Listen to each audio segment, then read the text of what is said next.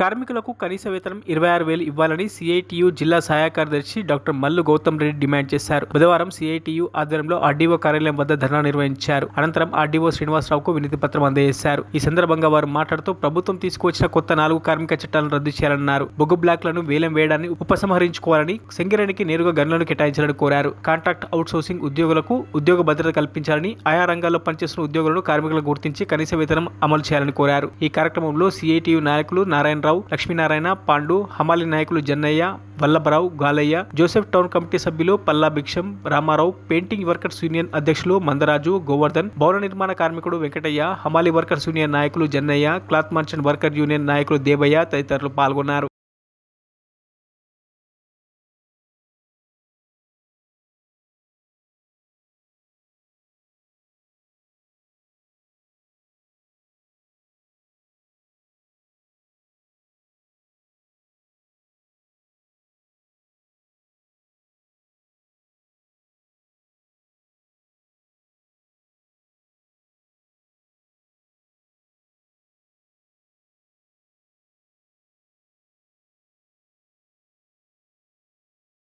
మరిన్ని అప్డేట్స్ కోసం మా ఛానల్ని సబ్స్క్రైబ్ చేయండి.